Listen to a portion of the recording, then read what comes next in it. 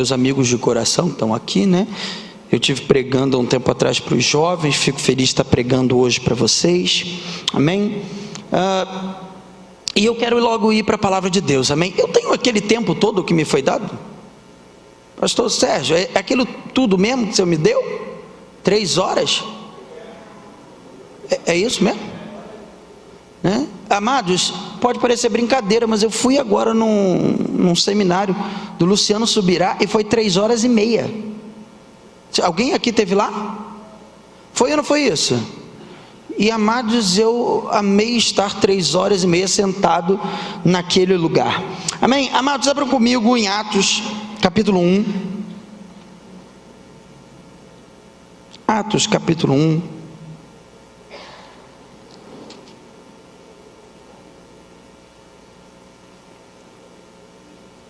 Eu tenho as minhas anotações aqui que eu vou seguir. E o tópico, né, desse seminário para vocês é integração, não é isso? E eu acredito que vocês já estão mais do que integrados. Deixa eu fazer uma pergunta simples. Vocês líderes que estão aqui, conhecem os líderes que estão aqui? Olha lá.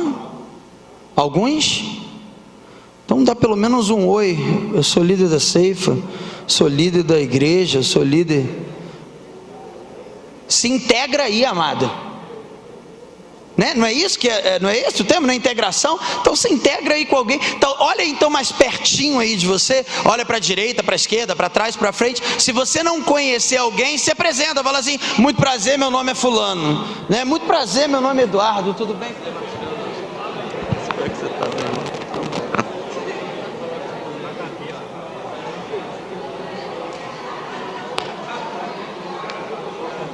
Se apresenta aí um pouquinho, fala com a pessoa que está do seu lado, se integra aí.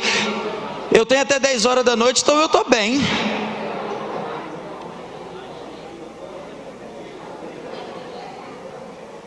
Falou? Cumprimentou? Estou com vontade de fazer uma coisa de doido.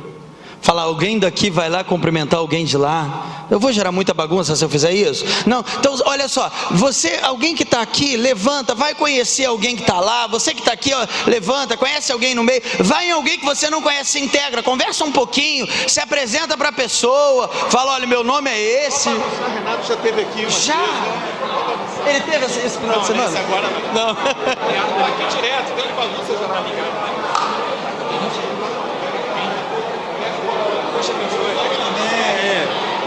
Amém. Isso, agora eu estou gostando mais. Eu gosto disso.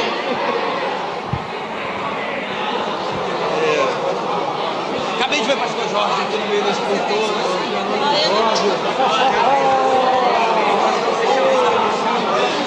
Bonito demais. Tá bem? Ô, glória! Eu gosto assim. Isso, se apresenta, conversa um pouquinho.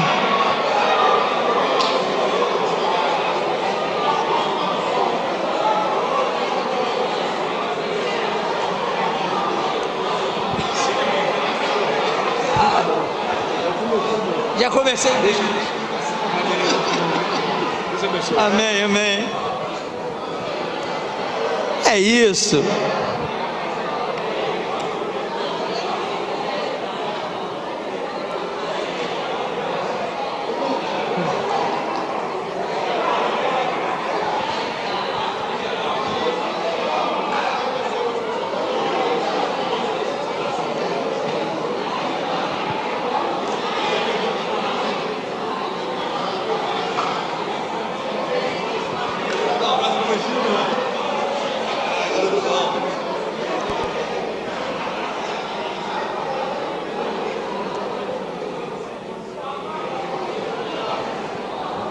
Amém. Você que já conversou, pode voltar para o seu lugar. Fico feliz com essa mistura boa. Fico muito feliz. Posso fazer mais um desafio? Se eu puder, fala amém. Se eu puder fazer mais um desafio, fala amém. Se eu não puder, fala nada, fica quieto. Ninguém, ó, que bom, show de bola, fico tranquilo. Gente, olha só, um desafio que eu quero dar para vocês: paga um chimarrão para quem você não conhece. Quem recebe, dá glória a Deus aí, vai, glória! Ô, glória! Olha só, não conheço a maioria de vocês, tá? Não, vocês pagam para mim. Não, que isso, cara? Eu sou professor, tem misericórdia de mim. Amém? Isso é integração, amados. A gente às vezes acha que essa integração ela é um pouco complicada de se fazer. Eu quero até começar, antes de ler a palavra, dizendo para vocês que isso é uma armadilha posta sobre a igreja, dizendo que é impossível nós estarmos em comunhão um com os outros. É muito comum, por exemplo, a gente chegar numa igreja e você conhecer pessoas que chegam na igreja, acabam o culto e a primeira coisa que elas querem fazer é ir embora. A minha igreja, ela está começando, ela tem 3 anos que ela está começando lá no Cascatinha. A gente já é de uma denominação um pouquinho mais antiga, metodista já tem 80 e poucos anos de idade. Mas uma das coisas que eu acho assim que dá para fazer, que é muito legal, é a comunhão. Então eu fiz uma coisa simples. O que eu fiz? Café de graça depois do culto. Parece coisa complicada, né? Mas é simples. E aí todo mundo vai lá, e eu só deixo um obreiro fazer o café, porque o café dele é maravilhoso. E ele falou: não, é o café dele, vai lá, faz o teu café. Aí todo mundo fica esperando o culto acabar para tomar o cafezinho. Aí eu botei uns sofazinhos, né, pastor Sérgio, no início, assim, as pessoas sentam, batem um papo. Por quê? Porque é importante. Eu acho que uma das coisas mais importantes que a gente tem que ter na igreja é relacionamento um com o outro. Posso ouvir um amém? Então vocês precisam se conhecer. Eu acho que não tem nada demais realmente vocês fazerem isso. Depois que acabar esse culto aqui, você ir em alguém que você se apresentou, que você conversou e falou: olha, chimarrão é por minha conta. Aí talvez você fale assim: não dá para pagar o chimarrão. Não tem problema, vai no McDonald's, paga uma casquinha de sorvete, compra um churrasquinho da esquina, uma batata frita, convida para tomar um café, um bolo de fubá. Eu acho que essa integração vai fazer a igreja crescer. Amém? Ótimo. E muitas vezes a gente acha que a gente está enfrentando um grande problema, mas eu quero mostrar isso na Bíblia. Eu gosto muito de Bíblia. Fiquei muito feliz quando o pastor Sérgio falou o tempo que eu tenho, porque eu gosto de desmiciar a Bíblia, de falar bastante daquilo que a Bíblia está falando. Então vamos lá, você abriu comigo em Atos dos Apóstolos capítulo 1. Atos dos Apóstolos capítulo 1. Ô glória! Versículo 13. Versículo 13, que vai falando assim: quando chegaram, subiram ao aposento onde estavam hospedados, achavam-se presente Pedro, João, Tiago, André, Filipe, Tomé, Bartolomeu, Mateus, Tiago, filho de Alfeu, Simão, Zelote, Judas, filho de Tiago.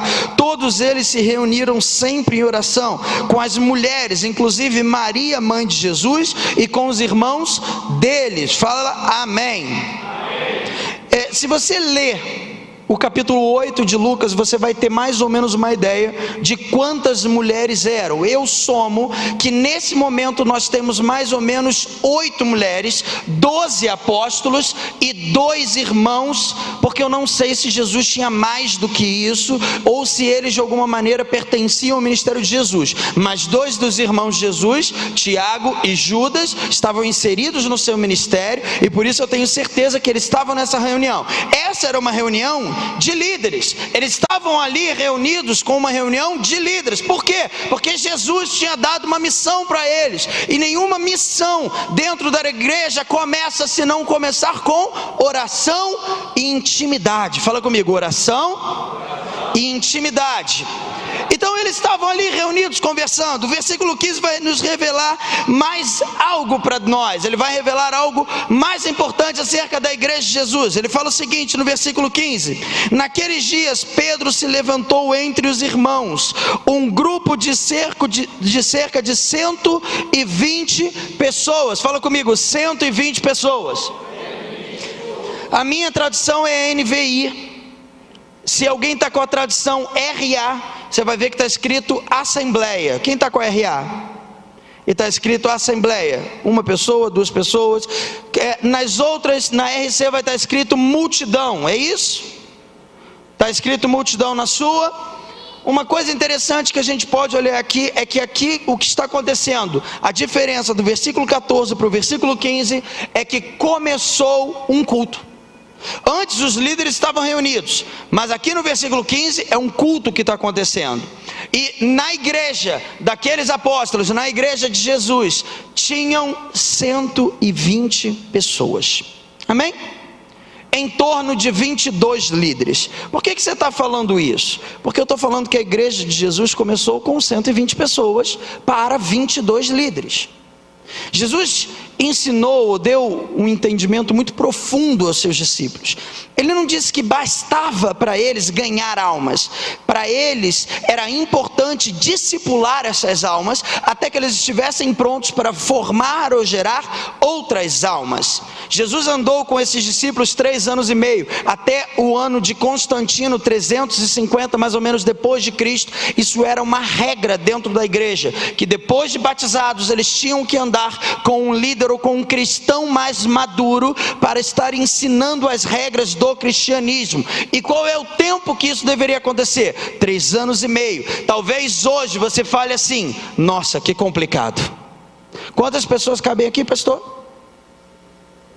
700 pessoas. Imagina se o pastor Sérgio dá essa seguinte determinação: a partir de hoje nós vamos discipular todos durante 3 anos e meio, e nenhum cristão vai poder ser colocado como um cristão maduro se não tiver sido discipulado 3 anos e meio. Seria uma tarefa fácil de se fazer?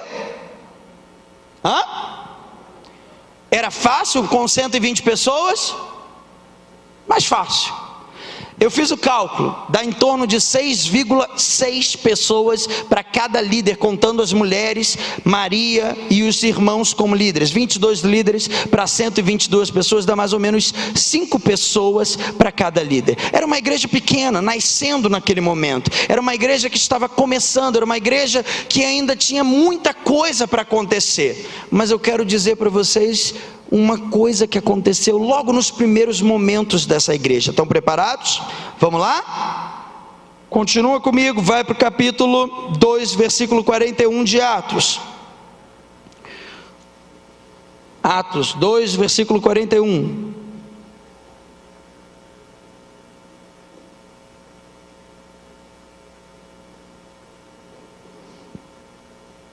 Quem achou diz amém. Pedro acabou de fazer a sua primeira pregação, e foi uma boa pregação. E o versículo 41 diz assim para a gente: o que aceitaram a mensagem foram batizados, e naquele dia houve um acréscimo de cerca de quantas? Olha o problema. Nós éramos 22 líderes para 120. Agora, na primeira pregação de Pedro, já não são mais 120 almas, são 3.120 almas, de uma hora para outra. Acabou aqui? Vocês estão preparados? Vamos abrir mais um pouquinho? Passa um tempinho, amados, é pouco tempo, não é muito tempo depois não. Passa um tempinho. Versículo 4 de Atos, capítulo 4, versículo 4 de Atos, diz o seguinte, olha que legal. Quem achou diz amém. Mas muitos dos que tinham ouvido a mensagem creram, chegando o número dos homens que creram perto de... Eita, agora que era uma igreja de 120, em menos de um ano nós temos uma igreja de 8.000, não é isso? 5 mais 3 mais 120, 8.120 pessoas. Para quantos líderes? Isso antes da instituição dos diáconos. Os diáconos não tinham sido nem instituídos. Eu estou falando de uma igreja que começou com 120 e que em pouco tempo depois tem 8.000. Eu não sei vocês, amados, mas se isso acontece lá na igreja, eu estou frito. Eu não tenho líder para todo mundo. Eu não tenho como visitar todas as pessoas. Eu não vou ter como cuidar de cada um. Imagina se eles resolvem marcar atendimento comigo. Eu estou frito. Eu não durmo mais. Há um tempo atrás eu estava falando com o pastor Sérgio, né? Entrou mais ou menos assim, de uma hora para outra lá na igreja, em torno de 14 pessoas. E eu fiquei louco. Eu estava acordando de madrugada, atendendo telefonema de madrugada. Imagina, de uma hora para outra, entrar 8.000 pessoas. Estão conseguindo entender aqui? Estão conseguindo prestar atenção no problema? Eu não sei se vocês perceberam, mas se você ler o livro de Atos, Pedro não prega mais. Pode perceber? Lê para ver se Pedro prega de novo. Pedro até aqui era apóstolo, depois ele vira missionário. Eu acredito que os 12 se reuniram e falaram: cara, parou. Não dá mais. Se tu continuar pregando, daqui a pouco não tem mais espaço dentro da igreja. Imagina, que cabem 700. Do nada, começam a saber que a pregação aqui, a pregação do pastor Sérgio Amados. Quem gosta da pregação do pastor Sérgio? A minha vontade é roubar ele de vocês o tempo todo. Ele foi, acho que 2 vezes lá, não é isso, pastor? E aí um discípulo meu veio e falou assim: toda vez que ele vem aqui, ele arrebenta com a gente, né? A última vez que ele foi lá, ele pregou sobre prostituta, gente. Ele falou: até a prostituta te dá conselho. O povo saiu de lá assim: uau! E vocês têm isso todo dia. Vocês têm um chimarrão da palavra todo dia. Eu venho aqui oferecer sorvete. É ótimo, né? Tudo bem, amém, Senhor, misericórdia de mim. Eu acho que isso pode acontecer a qualquer momento, em qualquer igreja, porque essa unção, ela não passou, essa unção continua estabelecida. A gente só tem que entender que ela ainda existe dentro de nós. Mas era isso que estava acontecendo. Pedro pregou uma vez, na segunda vez que ele pregou, 5.000, a primeira 3.000, depois 5.000. Eu acredito que os discípulos se reuniram. Pedro parou. Não prega mais, vai aconselhar, vai cuidar, vai direcionar, deixa outras pessoas pregarem. Pode ver que parou essa conversão em massa. Aí 14 anos depois, quem vem? Apóstolo Paulo, 1 milhão. Show! Problemas bons de se resolver, mais problemas. A igreja estava passando por um grave problema. Qual era o problema? Muita gente para pouco líder. E só tem uma maneira disso funcionar. Tá, antes de eu integrar o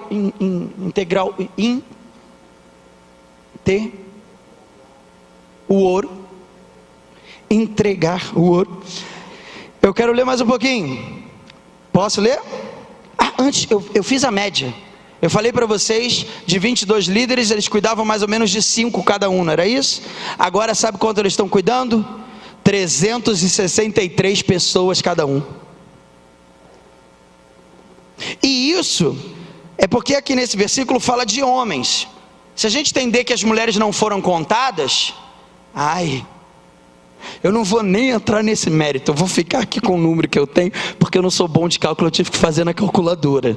Amém? Abre o capítulo 5 comigo. E eu quero te mostrar o que está acontecendo, o quanto a igreja do Senhor Jesus estava fazendo um movimento maravilhoso. Olha só, Atos capítulo 5, versículo 14. Atos capítulo 5, versículo 14, quem achou? Glória a Deus. E diz assim: em número cada vez maior, homens e mulheres criam no Senhor e lhes eram acrescentados, de modo que o povo também levava os doentes às ruas e colocava em camas e maca, para que pelo menos a sombra de Pedro se projetasse sobre alguns, enquanto ele passava. 16, afluíam também multidões das cidades próximas a Jerusalém, trazendo os seus doentes e os que eram atormentados por espíritos imundos, e todos eram curados. Amados, aqui eu acredito que a contagem ficou difícil.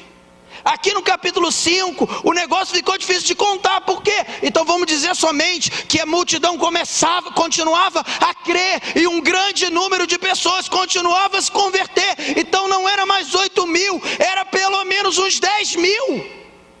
E isso eu estou seguindo assim um número baixo, porque eu posso dizer para vocês que isso daqui pode ter chegado a talvez 20.000 pessoas. Isso começou com 12. Isso começou com uma igreja pequena de 120 pessoas, 12 que viraram 120, um que discipulou 12 que agora estão discipulando mais, mas um número absurdamente grande. Qual era a única maneira de fazer essa igreja continuar andando em qualidade? Se tem uma coisa que a igreja precisa prestar atenção, é que todo crescimento tem que acompanhar o nível de qualidade. Pega na mão da pessoa que está do seu lado e fala o seguinte: não adianta crescer se a qualidade não permanecer. Quem pode dar glória a Deus por isso? Ou seja, muitas vezes vale a pena a gente entender que o procedimento do crescimento está em Deus. Se vocês continuarem lendo e vocês lerem o livro de Atos, vocês vão ver que muitas vezes é apresentado uma forma, ou seja, uma palavra-chave, onde dizia: o Senhor acrescentava o número daqueles que criam. O Senhor acrescentava o número daqueles que criam. Por que o Senhor acrescentava? Porque todo aquele ganho vinha de Deus. O poder, os sinais, os prodígios, as maravilhas. Qual é o princípio de Deus? Ou é excelente ou não presta, ou mantém o nível de qualidade, ou eu paro o crescimento.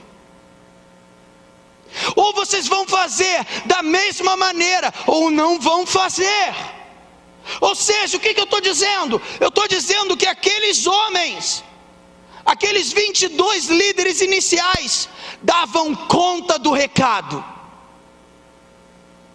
porque senão o Senhor não continuaria acrescentando mais e mais, mais e mais, mais e mais. Eles davam conta. Qualidade é essencial no reino de Deus. Tinha que andar 3 anos e meio, tinha que discipular, tinha que não somente batizar, mas ensinar a mensagem de Cristo Jesus, até o ponto de tirar o ser humano pecador de dentro das pessoas e viver o Espírito Santo de Deus. Ou seja, qual é a função de um líder, ou qual é o princípio de um líder, dentro do contexto da integração? Conseguir fazer com que o pecado que está inserido na nossa natureza saia e habite a santidade. E a única maneira de fazer isso é com a integração. Se não fizermos isso, muitas vezes vamos estar abandonando o princípio fundamental pelo qual fomos chamados. O crescimento, ele acompanha a qualidade do reino de Deus. Os mecanismos são diversos, e é claro, e agora eu quero mostrar para vocês os mecanismos, amém? Antes eu queria falar uma coisinha aqui que eu coloquei aqui, não posso deixar. Não é estranho para vocês que a sombra de Pedro curava? Vocês não olham esse texto e falam assim: hã? Amados, eu não sei vocês, mas eu já orei por algumas pessoas e elas não foram curadas. Quem já viveu isso? Quem já orou por alguém e não foi curado? Quem já orou e foi curado? Glória a Deus, eu também. Mas eu não cheguei no nível da minha sombra curar, não. Sua sombra cura? Pastor, essa pergunta não vale para o senhor. O senhor está num outro nível de espiritualidade, não ofenda quem está. Misericórdia, não ore por mim. É promovido, né? Vai direto para o céu. Amado, você imagina, né? Aqui está vendo a minha sombra? Olha só, olha a minha sombra aí, tocou em vocês aí. Foi curado? Não, pode falar. Foi. Sua sombra está tocando alguém? Sabe o que eu estou falando para vocês? Que o problema não é o limite que nós impomos. É claro que Pedro era limitado. Eu imagino aquela cambada de gente chegando para Pedro orar. E era muita gente. E Pedro falando para o Senhor assim: Senhor, não tem condição de eu orar por todas essas pessoas. Não tem condição de eu fazer aquilo que o Senhor me ensinou. Max, você me permite, Max? Eu não sei vocês, mas a gente aprendeu que orar por cura, vai ser curado em nome de Jesus. É imposição de mãos. Provavelmente você faz a mesma coisa. Eu tenho que impor a minha mão, eu tenho que fazer uma oração. Eu vi um seminário de cura nos Estados Unidos uma vez, muito interessante, né? Eu fui fazer a tradução deles, eles vieram aqui para o Brasil e eles me pediram para fazer a tradução. Aí veio uma ceguinha né, e pediu para que ele orasse por cura. E aí o jovem falou assim: Senhor, em nome de Jesus, cura a cegueira dela. Acabou. E eu fiquei até assim ofendido, olhei para ele e falei assim: não vou traduzir isso, essa é uma oração muito simples. Aí eu falei assim, né, Senhor, em nome de Jesus, através do teu poder e autoridade. Fingi que estava... Que nós brasileiros achamos que a oração, ela tem muita valia se você fala muitas palavras. Aí, é verdade. O cara tocou no meu ombro e falou assim: o que você está falando para ela? Eu falei assim: não, eu estou orando também. Ele: deixa eu orar? Aí eu parei de traduzir, amados, eu vi uma pessoa cega voltar a ver. Senhor, em nome de Jesus, cura a visão dela. Se você vê as orações de Jesus, era como? O que você quer que eu te faça? Que eu volte a ver. Tua fé te salvou. Voltei a ver, voltou. Ele não citava Isaías, Jeremias, ele não fazia uma oração de uma hora, ele cria no poder e na autoridade. Ainda assim, se Pedro fosse resolver fazer todas essas coisas, ele não saía dali.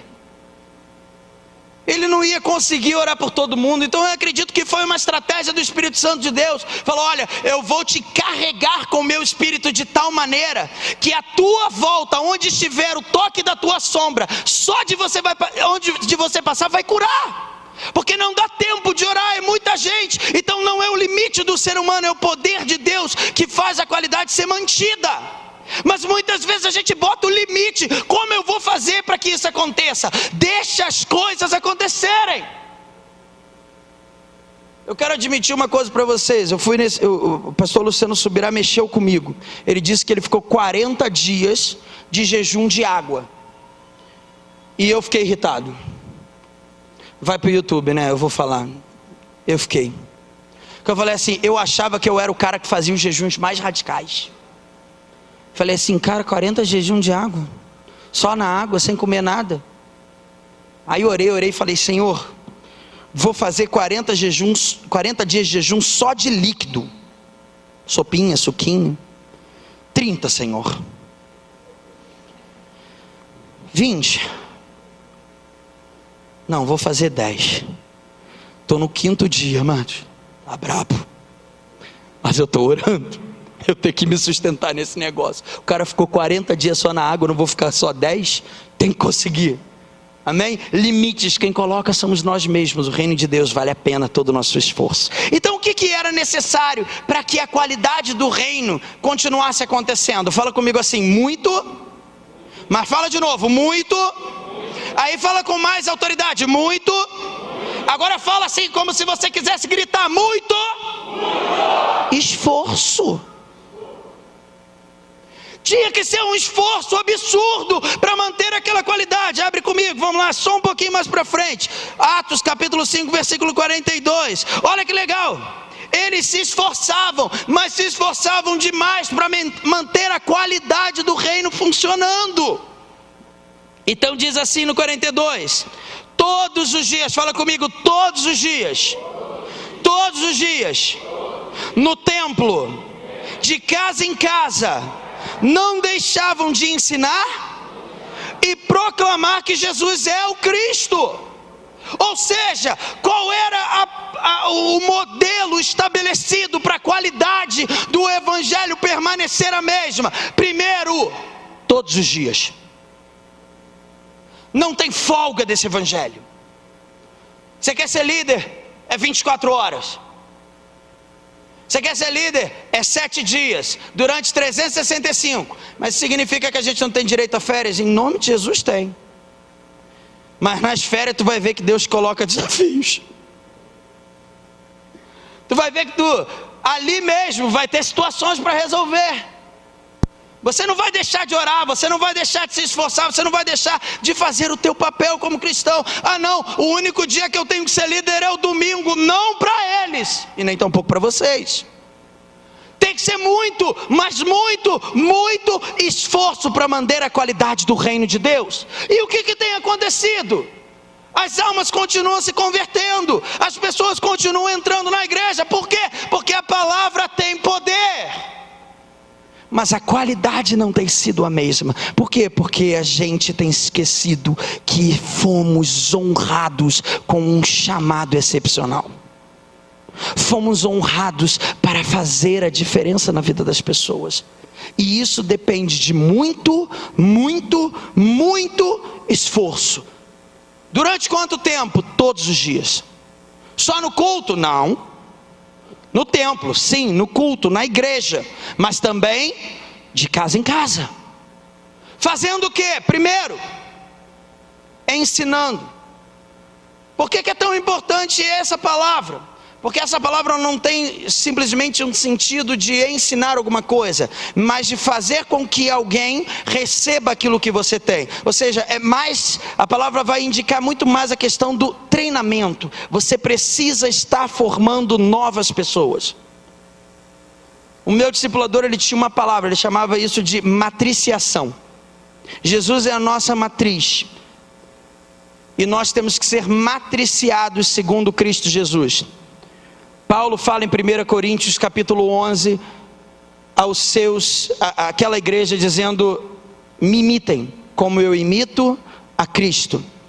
Hoje a gente fala que a gente não tem que imitar, né? Não tem que ser macaco de imitação, eu não tenho que fazer nada, eu tenho que fazer do meu jeito. Não, nós temos que ser macacos de imitação. Temos que imitar.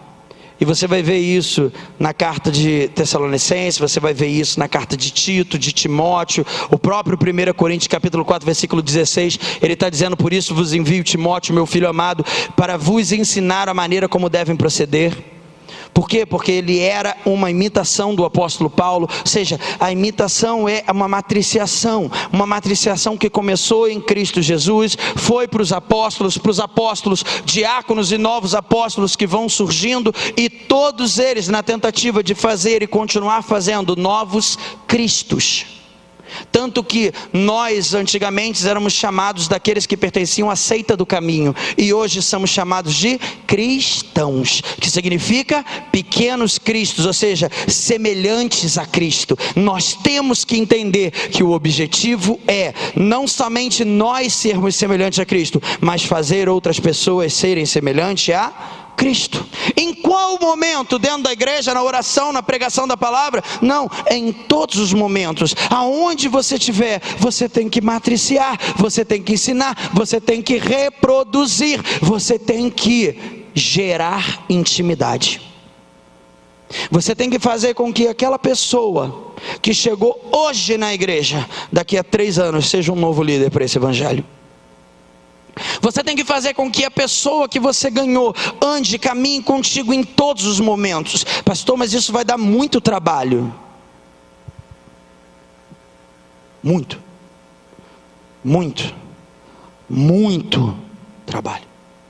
Isso vai tirar todo o meu tempo, todo o seu tempo. Isso vai tirar inclusive as minhas forças, vai mesmo. Porém, não abandone aqueles que Cristo chamou. Não abandonem aqueles que Cristo elegeu para estar andando conosco.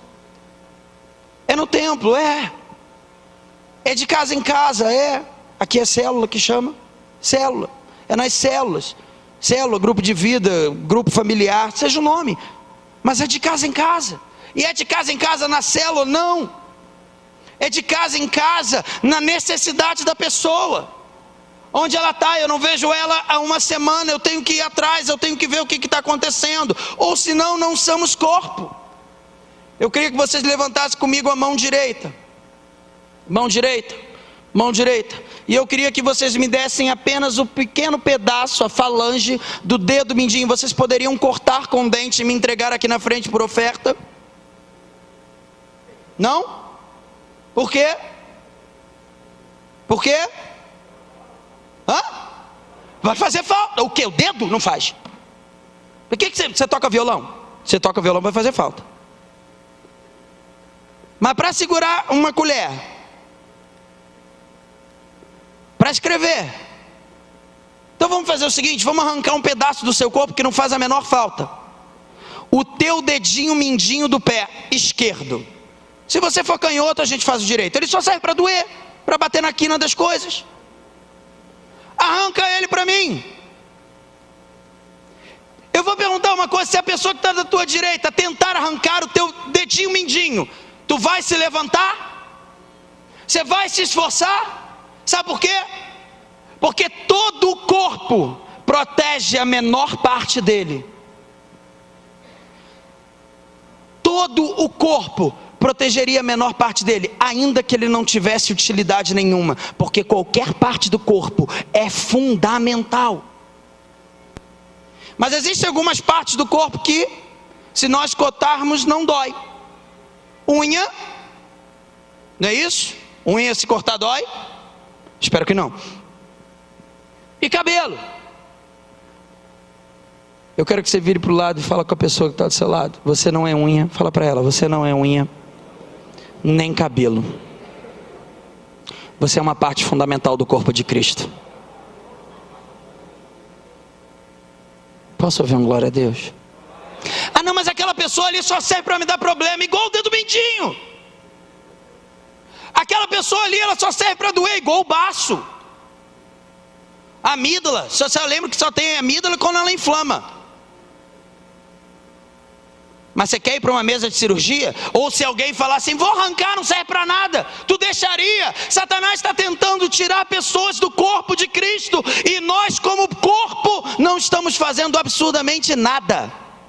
Não visitamos, não vamos atrás, não tomamos um café, não simplesmente dizemos: tu é fundamental. Ah, mas aquela pessoa dá problema, aquela pessoa ela me irrita, aquela pessoa às vezes me faz sentir dor, igual o dedo mindinho. Ainda assim, ela é fundamental. Eu tenho uma parte do meu corpo que, se eu tivesse coragem, eu arrancava. É o meu siso. Mas eu não tenho coragem.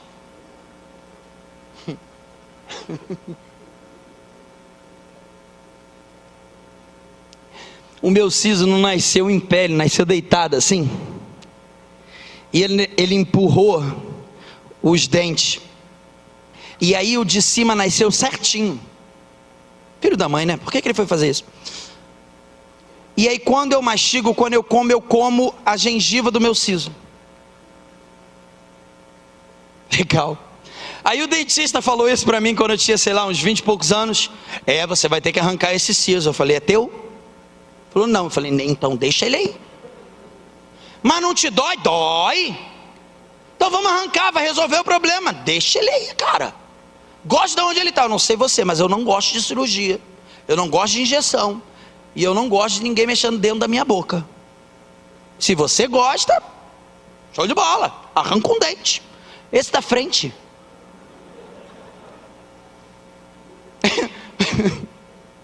História, eu gosto de contar a história que faz parte, né? Tinha 12 anos de idade, eu era bem magrinho, meu irmão bem gordinho. Fomos jogar bola. Estávamos jogando bola no pátio. Aí o meu irmão, eu consegui tirar a bola dele, ele me puxou, eu caí assim de cara no chão e botei a mão aqui assim. Falei assim: caraca, ainda bem, eu ia bater de cara, só que eu não esperava que ele tinha caído também.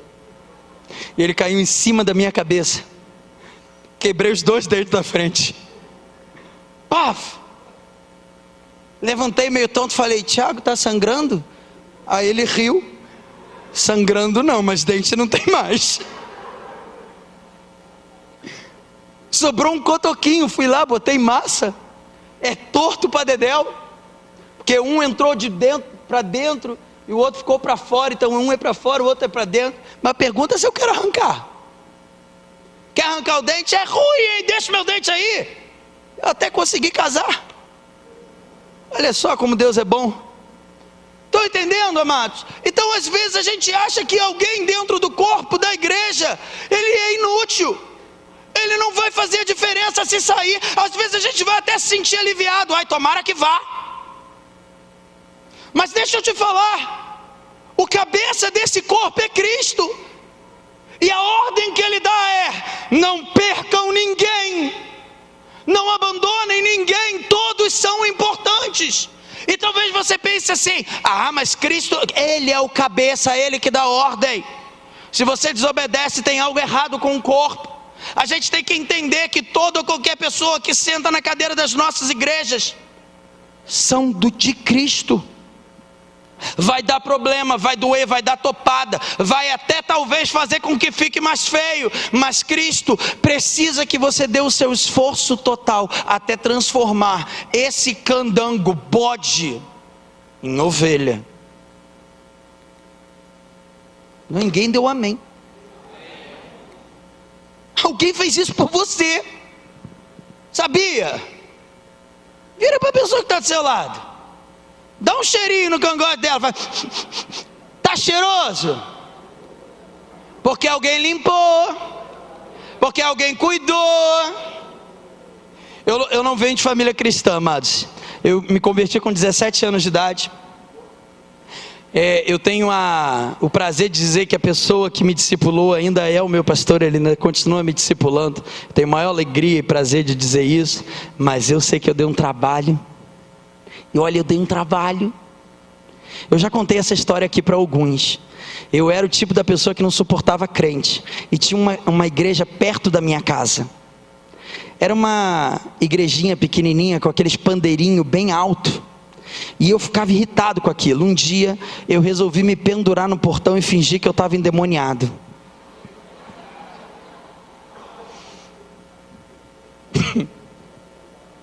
Foi ótimo, porque eu balançava o portão e fazia: eu vou destruir vocês.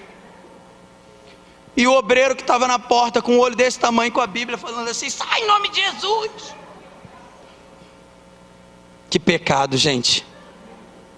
Eu me converti porque eu fui convidado para uma célula da Sara Nossa Terra. Tem Sara Nossa Terra aqui, graças a Deus pela vida dela, por tudo aquilo que eles fizeram na minha vida. Era uma célula da Sara Nossa Terra que tinha no meu condomínio, e eu gostava de implicar com os caras. Eu adorava ler a Bíblia para depois ir lá e questioná-los, porque eles não sabiam nada de Bíblia. E aí, de tanta insistência, eu falei assim: cara, eu vou hoje estudar e eu vou pegar esse povo. Eu vou na célula e eu vou falar para eles tudo aquilo que eles pensam que sabem. Me dei mal. Cheguei lá, tinha uma diaconisa, cheia do poder e da unção de Deus, e tudo que eu falava ela me rebatia. Tudo que eu argumentava ela ia contra. Tudo que eu falava ela me convencia do contrário. No final eu falei assim: acho que não tem mais nada para falar não. Me converti naquele dia não, mas voltei na célula seguinte, falei: agora eu pego eles. Mal sabia eles que estava todo mundo jejuando e orando. Aí fui. Mais uma lavada, mais um prejuízo para o meu lado. Um mês depois eu estava entrando dentro da igreja, me convertendo e nunca mais saindo. Porque alguém resolveu olhar para o fedido, para o chato, para aquele que incomoda e falar: esse também merece, esse também vale a pena. E amados, se eu pudesse dizer para vocês que eu me converti, tudo ficou mil maravilhas, não foi assim. O meu presbítero, ele está lá atrás, o presbítero Rafael veio junto comigo. E eu tinha um presbítero na minha igreja quando eu era jovem, que eu tirei tanta paciência dele na escola bíblica, que ele falou: vou te dar uma bicuda no meio da tua cara. É verdade, gente. Eu era irritante, eu era provocador, eu gostava de desobedecer, eu gostava de provocar. Mais uma vez, graças a Deus pela vida do meu pastor, que teve paciência comigo, que me visitou, que me discipulou, até um dia que eu parei de ser aquilo. Eu parei de ser o dedinho que doía, comecei a ser o dedinho que podia não estar doendo, mas estava ali. Até a gente se transformar naquilo que ninguém espera, até a gente virar aquilo que ninguém sabia que a gente ia virar. Talvez se eu começasse, perguntasse para aquele obreiro que eu fingi que estava encapetado: sabia que aquele garoto é pastor hoje? Ele ia falar assim: duvido, que ele é o filho do cão. Talvez você, se eu perguntar assim: vem cá, quem é que você está evangelizando, que está te dando trabalho? Quem é que você tem trago para a igreja que está te dando trabalho? Se eu te falar daqui a 10 anos que ele pode se tornar um missionário na África ganhando almas, você vai falar assim: impossível. Mas eu vou te falar, é possível sim, porque existia um homem nesse mesmo período, que esses homens estavam cheios de compaixão e paixão. O nome dele era Saulo, era uma pedra no sapato, era um cara que ninguém aguentava, porque ele perseguia e matava cristão. Mas tinha um diácono, não era um apóstolo, era um diácono, que mesmo à beira da sua morte, resolveu profetizar e dizer: limpa os pecados. Resolveu pregar em meio às pedras, resolveu pregar em meio à dor, resolveu não dar atenção para a sua própria existência, mas olhar para a existência do outro. Graças a Deus pela vida do diácono Estevão, porque por causa dele um grande homem de Deus se levantou, o apóstolo Paulo, e ganhou a Ásia inteira. Ele é o fundador. E amados, eu quero dizer uma coisa para vocês: se vocês acham que a obra do apóstolo Paulo acabou, ela não acabou, porque todas as vezes que alguém prega em cima de um escrito dele, ganha uma alma, contabiliza para ele. E vocês acham que o apóstolo Paulo está sentado embaixo dos pés de Cristo, como o maior dos apóstolos? É porque vocês não conheceram quem ganhou ele. Estevão olha para ele e fala assim: e aí, Paulo, show? Eu ganhei 1, você ganhou 1 milhão, então eu ganhei 1 milhão e 1. Porque se eu não tivesse te ganhado, ninguém que você ganhou teria ganhado. É olhar para dentro da igreja e olhar com os olhos de Cristo.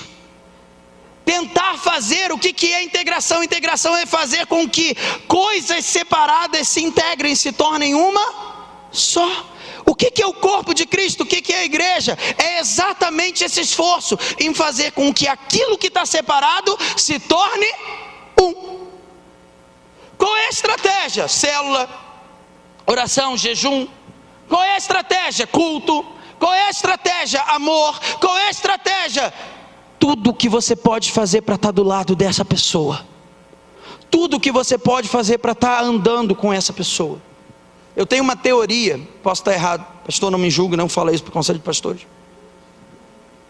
Eu tenho uma teoria de que lá em Daniel, no capítulo 3, Sadraque, Mesaque e Abednego, se só tivesse um, ele não tinha ficado de pé.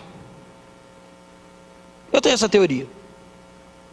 Eu acredito que Sadraque olhou para Mesaque, olhou para Abednego e falou: tu vai se ajoelhar? Ele falou: não. E tu? Também não. Então também não. Estou de pé. Mas se você estiver sozinho, ele falou: eu vou me ajoelhar, não tem ninguém aqui, ninguém vai saber. Quem aqui já cometeu um pecado pensando assim? Ninguém admite, né? Quem já falou assim? Ninguém vai saber, ninguém vai olhar, ninguém vai saber. Por isso que a gente tem que andar perto, por isso que a gente tem que estar andando do lado, por isso que a gente tem que estar frequentando. Eu lembro como o grupo jovem que andava comigo, como eles eram chatos. Eu falava assim: Eduardo, não pode falar palavrão. Eu já falei palavrão uma vez na minha vida. Aí eu falava outro palavrão. Poxa, é sem querer. Aí eu tomei uma atitude: vou parar de falar palavrão, vou tomar uma atitude radical na minha vida. Todas as vezes que eu falar palavrão, eu vou me ajoelhar na frente de todo mundo. Aconteceu apenas uma vez. Parei de falar palavrão rapidinho, na mesa de um monte de gente conversando, eu soltei um palavrão. Falei: ai, meu propósito. Gente, dá licença rapidinho. Me ajoelhei, levantei os olhos para o alto: Senhor, me perdoa por eu ser um pecador, me ajuda a nunca mais falar palavrão. Quando eu levantei, estava todo mundo rindo da minha cara, nunca mais falei palavrão. Acabou, passei vergonha. A sociedade te impõe algumas coisas que é bom, e você precisa andar do lado de pessoas, você precisa conviver, você precisa interagir, você precisa, principalmente, acima de todas as coisas, amar o próximo, como se ele fosse você mesmo. Pensa o cristianismo de hoje, que Cristo te ganha para você mesmo. Eu quero te fazer uma pergunta, eu quero te fazer refletir. Se o único objetivo da conversão é o céu, por que depois do teu batismo você não morreu? Vou fazer de novo a pergunta, quero te fazer refletir. Se o único objetivo da conversão é o céu, por que você não morreu? Você já imaginou? Pastor ia lá fazer assim com a pessoa, aí ele não precisava nem fazer assim, ele já fazia assim e segurava. A gente fala isso, né? Você vai morrer para esse mundo. O batismo é isso, é morte, bababá. Imagina se fosse, você vai morrer para esse mundo. Aí a pessoa, ai, morte espiritual. Aí tu mergulha e segura. Era literal, eu não sabia, me tira daqui. Mas querido, 60, 80, 90 anos não são comparados à eternidade que nós vamos viver do lado de Deus. Nós nos convertemos, sim. Nós fomos salvos, sim, mas não para o céu. E agora eu queria ler algumas coisas com você, posso? Abre comigo em Romanos. Agora eu vou mais rápido. Agora falta só mais uma hora. Romanos capítulo 15. E eu tinha tanto versículo para ler, mas eu admito para vocês que eu tive que dar uma enxugada. Romanos capítulo 15. Quem achou diz amém. Quem não achou fala evangelismo. Eu ainda estou ouvindo página passando, hein? Estamos chegando. Ou estamos todo mundo junto ou ninguém lê nada. Não é assim? Não é todo mundo junto? Não é o corpo de Cristo? Chegamos? Romanos capítulo 15, versículo 1 diz assim: nós que somos fortes. Agora vira para a pessoa que está do seu lado e fala assim: você é forte, você é líder. O que Paulo está falando aqui é para líderes. Ele está dizendo assim: nós que somos fortes, que temos a fortaleza de Deus habitando em nós. Nós, eu e você que está sentado nessa cadeira, que foi chamado por uma grande honra, ser representante do céu na terra. Ele diz: nós que somos fortes, devemos suportar as fraquezas dos fracos.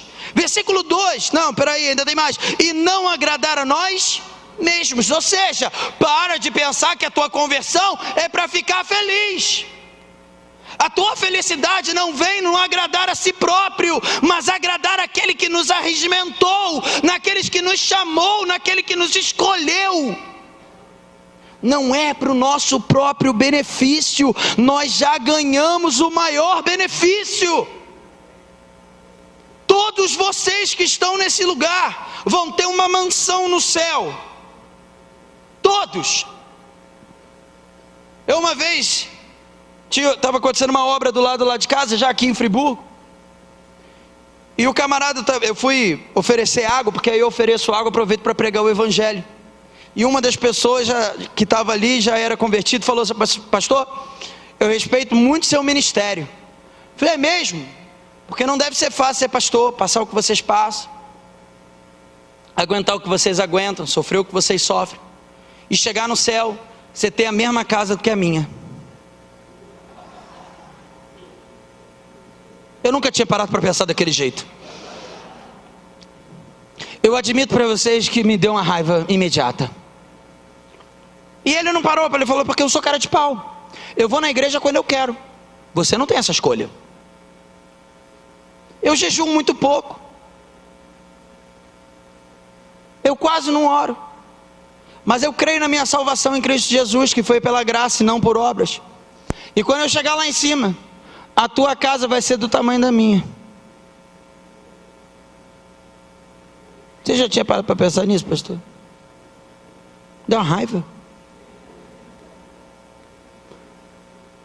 Quase que eu cuspi na água dele.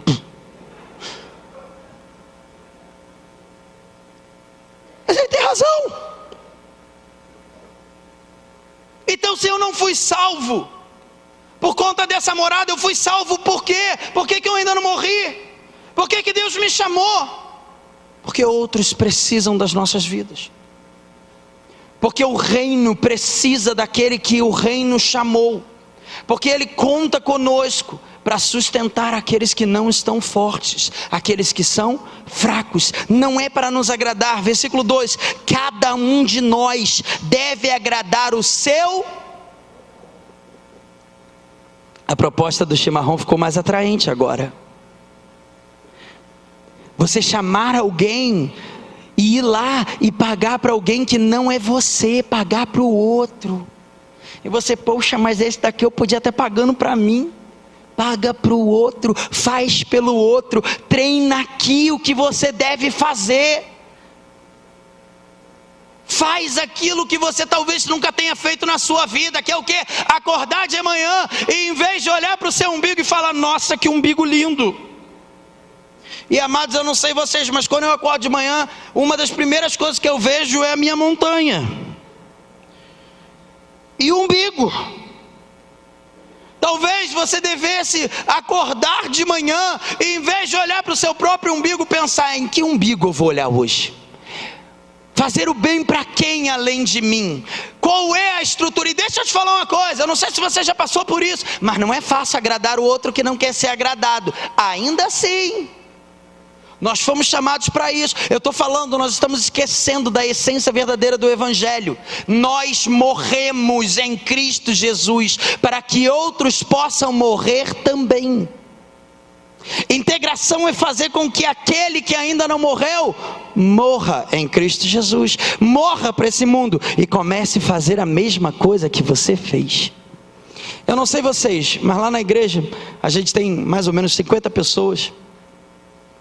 E é muito notório perceber que quando alguém traz um visitante, esse visitante está indo certinho, quinta, domingo, quinta, domingo, quinta, domingo. Essa pessoa que trouxe o visitante faltou, o que acontece com o visitante na próxima semana? Falta também. Ele já fala o seguinte: se ele pode, que me trouxe. Matriciação, reprodução, imitação. Se um pode, o outro pode. E nós não vivemos nessa terra para agradar a nós mesmos, nem tampouco para dizer aquilo que nos limita, mas para fazer por esse reino muito, muito, muito esforço, mas vale a pena. É no templo, é de casa em casa, é na oração, é na proclamação do Evangelho, é no evangelismo, é provando que Jesus é o Cristo. Quando? Todos os dias, todos os momentos, todas as horas. O apóstolo Paulo fala em tempo e fora de tempo, para que o reino cresça. E o versículo continua. Vamos lá. Cada um de nós deve agradar o seu próximo para o bem dele, a fim de edificá-lo. Versículo 3: pois também Cristo não agradou a si próprio. Eu vou parar aqui e eu quero dar um exemplo para vocês. Quem aqui já ouviu que Jesus morreu na cruz porque Ele nos ama? Quem aqui já ouviu isso?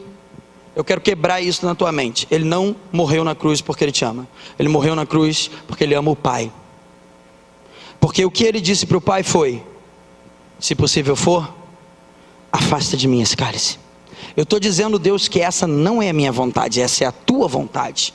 Mas eu vou fazer a tua vontade, porque para mim é importante agradar os outros. O princípio do Evangelho é o próximo, não é o eu. O princípio do Evangelho é viver para o outro. O princípio do Evangelho é carregar a cruz. E carregar a cruz não é agradável. Ninguém escolhe uma cruz porque quer, mas porque é obediente. Posso ouvir um glória a Deus? Uma palavra fácil de escutar, mas boa. Que bom, minha água acabou. Vou enchendo. Posso ler mais algumas coisas? O que fazer então? Fala assim comigo. O que fazer então? Ih, meu Deus, eu tenho que correr. O que fazer? Bom, primeiro, amor, boas obras e reunirmos-nos como igreja. Abre comigo em Hebreus capítulo 10, versículo 24.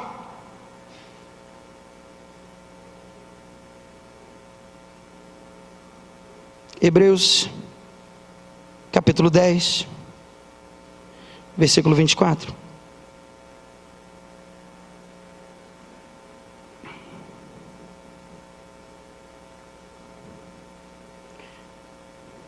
Quem achou? 24 diz assim: e consideremos uns aos outros. Fala, uns aos outros.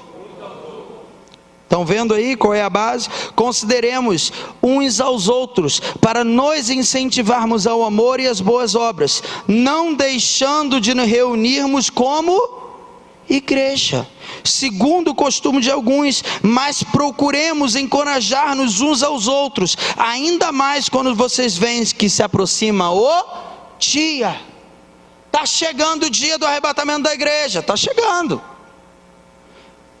E o amor de muitos está esfriando, e muitos estão deixando de congregar. E qual é a nossa postura? Incentivarmos uns aos outros, motivarmos uns aos outros em obra, em amor e na reunião. Ou seja, que eu vou trocar a reunião na integração. Fala comigo, integração. Integração. Eu tenho que ser um com meu irmão. Eu tenho que dar prioridade àquilo que é do rei. Eu não vou ter tempo de ler todos os versículos que eu separei, mas em Lucas 6, 27, Jesus vem falando assim: se vocês fazem ao bem àqueles que vos amam, se vocês emprestam àqueles que vão te devolver, que diferença vocês fazem? Se levar uma face, a gente parece que apagou esses versículos da Bíblia. Se te roubarem uma capa, integra outra. Se te chamarem para andar 1 milha, anda 2. Se te ofenderem, te perseguirem, ora. Uma vez brincando com meu pastor, eu estava sendo perseguido no meu trabalho. Eu falei assim: pastor, Jesus não disse o que era orar, né? Ele falou para orar para aqueles que me perseguem, mas não falou qual é a oração. Posso orar para que caia fogo? Aí ele riu, falou: cara de pau, né? Não pode não. Você tem que orar para que ele se converta. O princípio do evangelho é o outro. O princípio do evangelho é fazer bem ao outro. O princípio do evangelho é sofrer o dano. 1 Coríntios capítulo 6 vem falar: será que não há nenhum de vós que esteja preparados para sofrer o dano? Será que vocês não podem sofrer o dano pela vida do outro? Não! Comigo é assim, eu sou crente, mas não tenho sangue de barata. Pisou no meu pé, eu chuto. Cristão é: deu numa cara, deu num lado da face, oferece o outro. Te perseguiu, ora. Está atacando pedra, prega igual Estevão. Quem sabe assim você não ganha o seu Paulo. Mas esse evangelho é difícil, mas esse é o evangelho. E para fechar, eu não vou ter tempo de ler tudo que eu preparei, mas Jesus nos deu exemplo. Após a ressurreição, Ele não só ressuscitou, mas durante os 40 dias que Ele andou conosco, Ele visitou os apóstolos. Amém? Mas Ele não visitou só os apóstolos, Ele visitou muitas outras pessoas. Ele reuniu a igreja, porque Ele sabia que para uma igreja forte, eles tinham que andar juntos. Eu vou até falar um termo de hoje: tem que andar junto e misturado.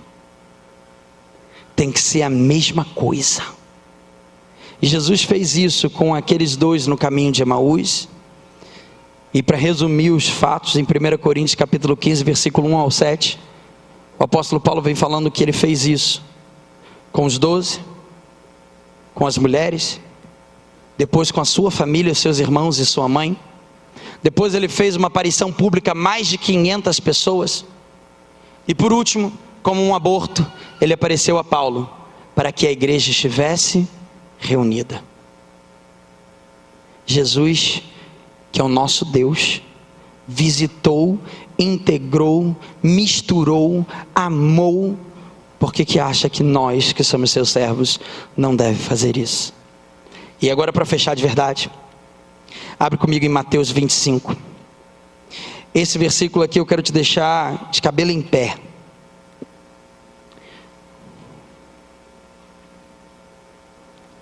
Mateus capítulo 25.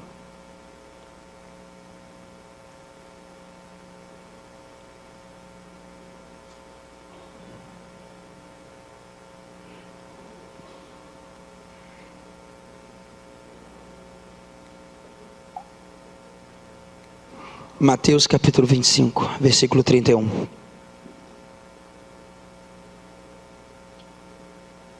Quem achou diz amém?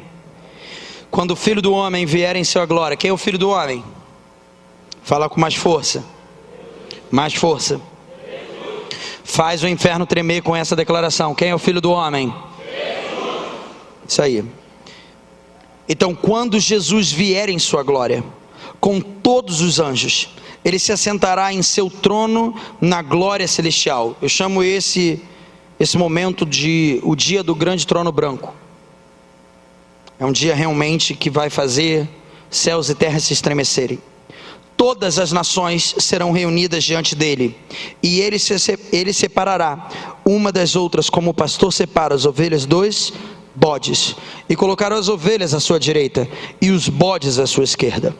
Então o rei dirá aos que estiverem à sua direita: venham, benditos do meu Pai, recebam como herança o reino que foi preparado para vocês desde a criação do mundo.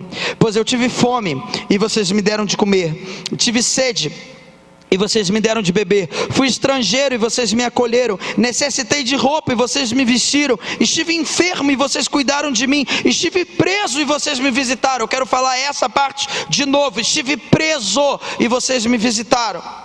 Então os justos lhe responderam: Senhor, quando te vimos com fome te demos de comer, ou com sede te demos de beber? Quando te vimos como estrangeiro te acolhemos, ou necessitado de roupa te vestimos? Quando te vimos enfermos ou presos e fomos te visitar? E o rei respondera: digo a verdade, o que vocês fizeram a alguns dos meus menores irmãos, a mim o fizeram.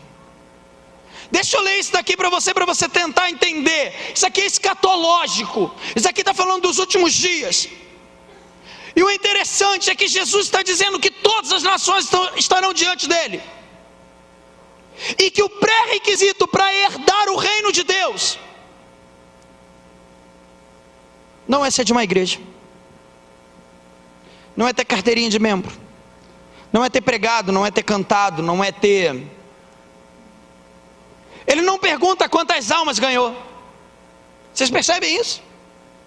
Vocês percebem que esse versículo aqui é para confundir?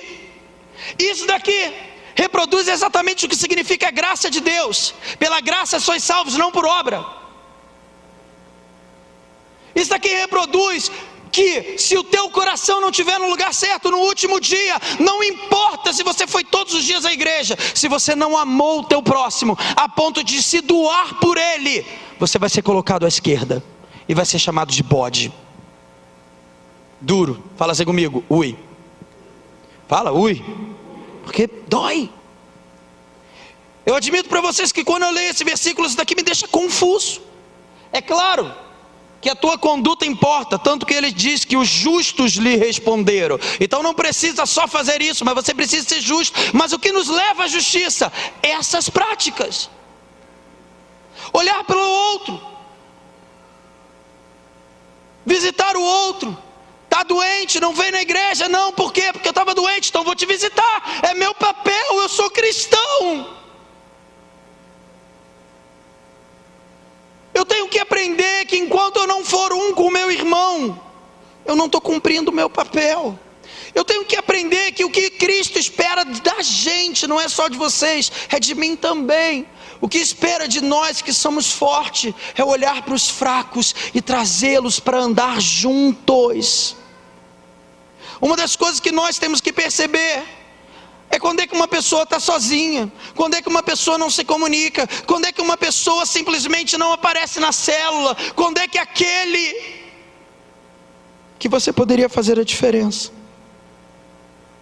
você simplesmente tratou como um problema.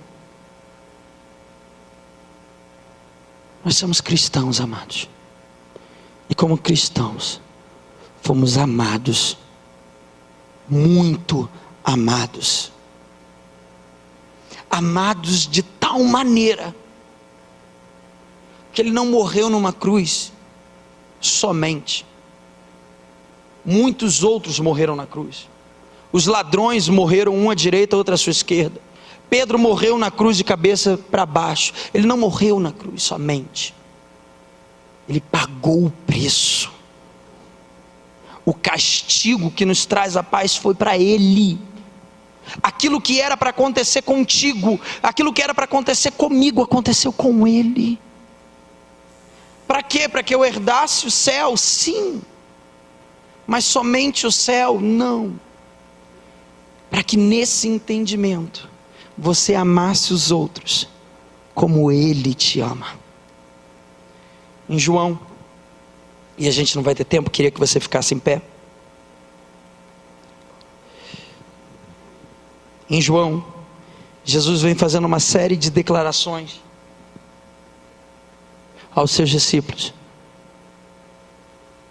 Ele vem falando coisas assim maravilhosas. João capítulo 17, ele é um versículo que ele merece ser muito bem estudado. Ele fala sobre a unidade da igreja, ele fala sobre tudo aquilo que